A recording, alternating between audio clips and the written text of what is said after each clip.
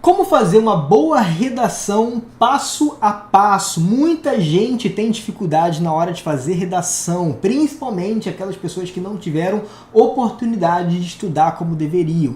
E eu vou te contar, a redação é um desafio para todo mundo, não é só o seu problema, porque as nossas escolas, desde a formação, desde a base, não nos habituaram a escrever. Então agora, a primeira coisa que você tem que saber na hora de fazer uma redação é que toda redação, independentemente de qual banca, se é banca de concurso, se é banca de vestibular, independentemente de qualquer tipo de banca, toda redação ela tem duas coisas: forma e conteúdo. O pior problema do aluno ou do concurseiro é que na hora que você vai pensar numa redação, a primeira coisa que você faz é pensar no conteúdo dela, porque muita gente fala assim, qual que vai ser o tema, o que eu escrevo, não sei o que eu escrevo, qual ideia colocar.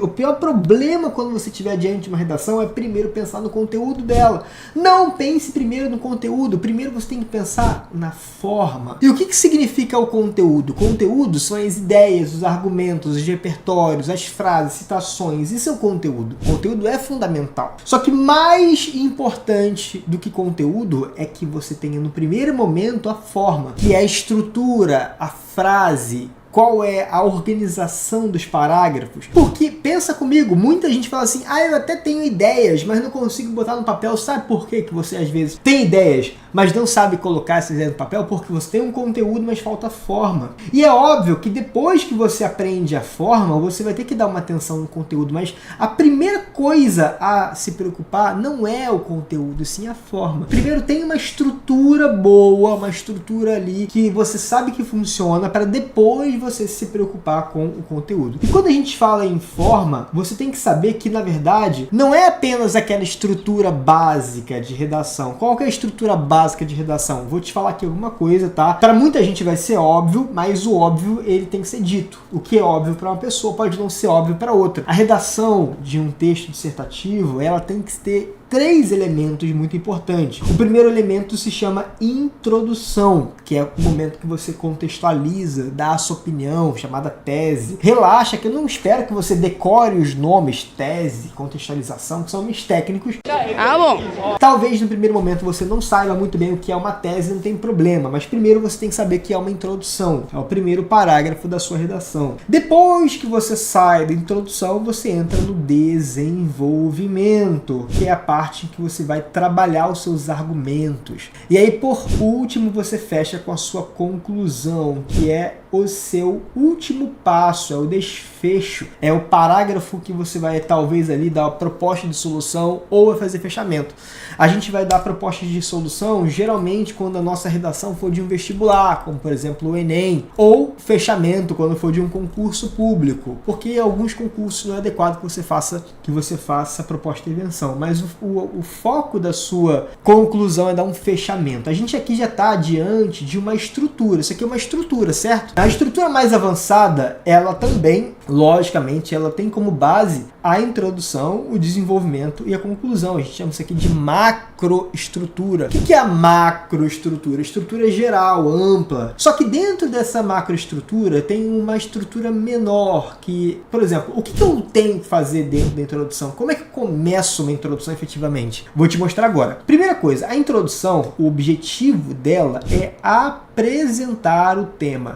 Mas não vai ficar meio óbvio porque o corretor já sabe qual é o tema. É óbvio, o corretor já sabe qual é o tema, mas ele espera que você saiba. Uma espécie de apresentar o tema para o corretor. É óbvio que ele sabe, ele quer ver se você sabe, então você vai apresentar o tema para ele. E como é que você faz isso? Você faz isso, por exemplo, mostrando ali para o avaliador que você entendeu o tema. Você vai mostrar algum conhecimento para o avaliador, mostrar conhecimento associado ao tema. Como é que você faz isso? Vamos supor que o tema da redação seja o problema da desigualdade social do Brasil. Esse aqui é o tema, certo? O que você faz? Você vai trazer alguma informação associada à desigualdade social no Brasil, algo que tem a ver. E a gente chama isso de contextualização, dar contexto para o tema. Então, por exemplo, qual que é o contexto? Você vai falar um pouco sobre desigualdade. Como é que é desigualdade? Só que existe um critério critério na maioria dos concursos que se chama informatividade. Não adianta você falar, tem muita desigualdade social no Brasil. Não, porque isso aí é um conhecimento do senso comum. Você tem que trazer a informatividade, informações relevantes. Ou seja, você tem que fazer o corretor te respeitar. E como é que você faz o seu corretor te respeitar? Trazendo informações de fato relevantes para ele, como se você estivesse ensinando, contextualizando para ele. Uma informação relevante associada à desigualdade, você poderia começar assim, segundo dados do FMI, o Brasil possui a 9ª maior economia do mundo. Então você trouxe ali um dado estatístico muito importante. Quando você for trazer o dado, que você traga a fonte do dado. Não precisa trazer a data, o ano que foi criado esse dado, que foi criado não, né? Que ninguém cria dados, as pessoas coletam os dados. Você não precisa trazer, basta trazer a fonte de onde você tirou essa informação. E, inclusive, pode até, às vezes, dependendo da prova, né? Se for o caso do Enem, você pode até extrair esse dado do texto motivador e usar a seu favor. E você não precisa colocar que FMI é Fundo Monetário Internacional, não. Se for uma sigla de conhecimento comum, as pessoas sabem o que é FMI, você não precisa. Por exemplo, teve uma aluna minha que tirou 1000 na redação e ela colocou ONU sem explicar que ONU é a Organização das Nações Unidas. Então, o corretor, ele não vai tirar ponto seu, exceto se for uma sigla desconhecida ou pouco conhecida. Mas como é que eu vou saber se uma sigla é muito conhecida e pouco conhecida, o que é conhecido para mim pode ser por outro? Então, você está com medo, então coloca lá Fundo Monetário Internacional. E depois você pode, ao longo do texto, se você quiser depois, você pode usar FMI, porque você já explicou ali a sigla por extenso. Beleza? E essa contextualização, ela pode ser feita entre 1 ou 2 linhas. Não é para você contextualizar em 4, 5 linhas, não. Senão você acaba que não vai mostrar a sua opinião. E dentro da redação de concurso, redação de vestibular, uma redação dissertativa, você tem que mostrar a ideia central do seu texto. E geralmente a ideia central, ela recebe o nome de tese, quando você mostra a sua opinião sobre o que você está escrevendo. E agora tem que mostrar o que é tese. A tese é um problema, a gente chama de situação-problema. E geralmente a situação-problema, ela você pode mostrar entre 2 ou 3 linhas.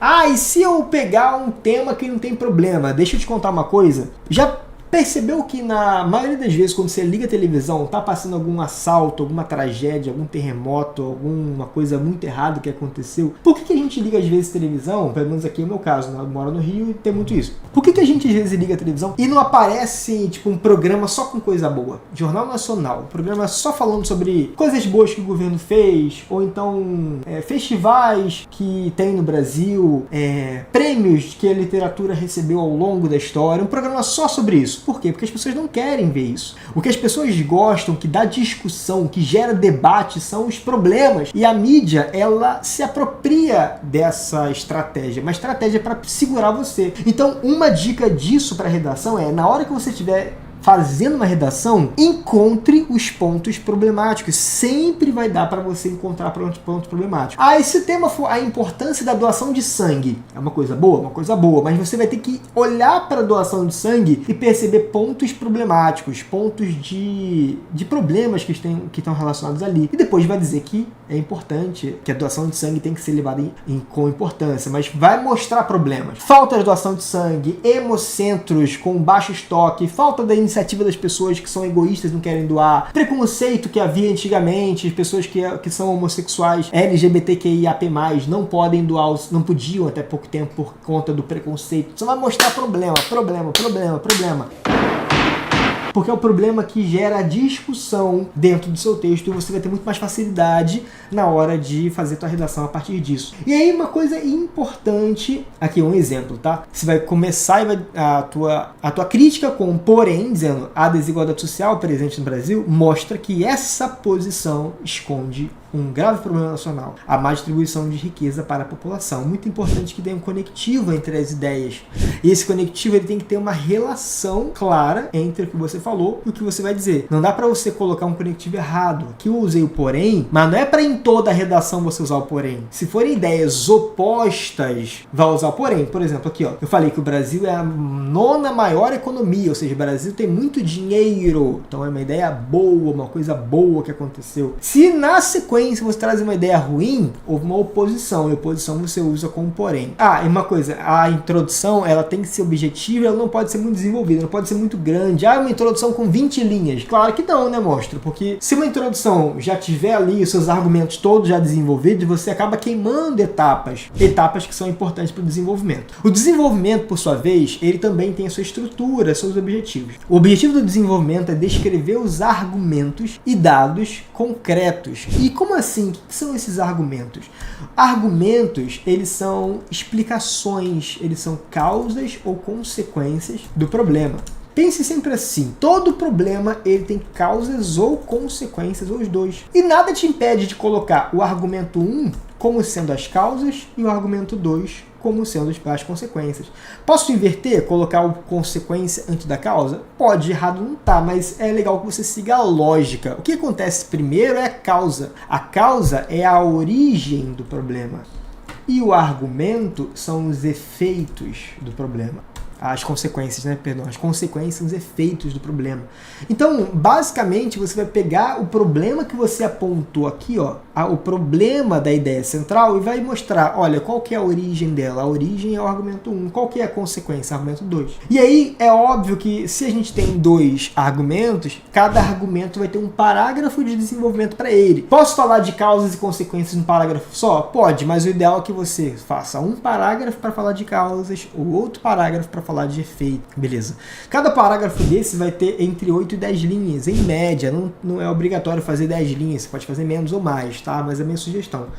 E você tem que cumprir o que você prometeu na introdução. Na tua introdução você fala que vai falar de má distribuição de riqueza, você tem que ser fiel a isso. Você vai falar só de má distribuição de riqueza. Ah, não vai ficar repetitivo, não? Não, porque no desenvolvimento 1 você vai falar das causas dessa má distribuição. E no desenvolvimento 2 você vai falar de consequências da má distribuição. Ou seja, a má distribuição ela vai estar presente nos 2 parágrafos, só que o foco do primeiro vai ser causa e o foco do segundo vai ser consequência. Portanto, você não vai repetir ideias, você fala o mesmo assunto sobre vieses diferentes. Por exemplo, no argumento 1 você pode falar causas. Quais são as causas? Quais são as origens desse problema? Falta de iniciativa do Estado, ou seja, o Estado não quer. O que dá origem à desigualdade? O Estado, a missão do Estado, dá para falar em vários.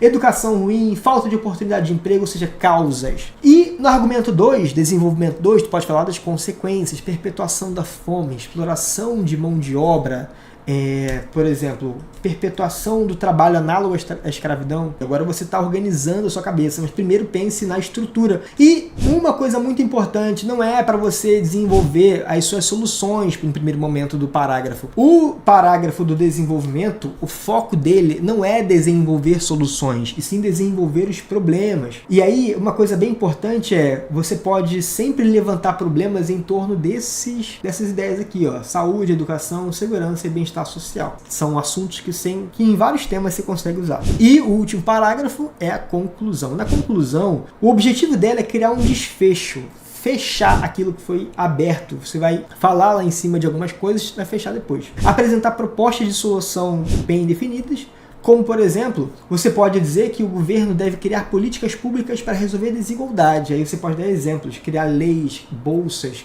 cotas, medidas afirmativas, enfim, distribuição de comida, distribuição de bolsas, alguma coisa, então criação de um fundo para a resolução da fome. Dá exemplos das políticas públicas. Você não pode fazer uma coisa genérica. O que seria uma coisa genérica? Dizer assim, o governo deve criar mecanismos. Tudo bem, você não se você tem que falar quais são esses mecanismos. Se você não fizer isso, a tua proposta ficou ruim, falha, genérica.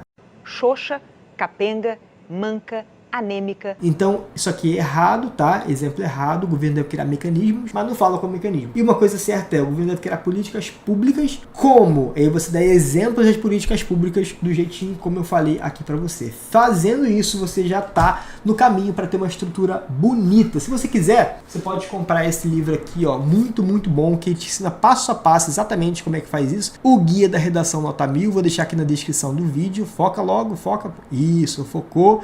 E agora eu vou deixar aqui no canto um vídeo muito, muito bom para você clicar e continuar assistindo. Vai, clica aí e continua vendo.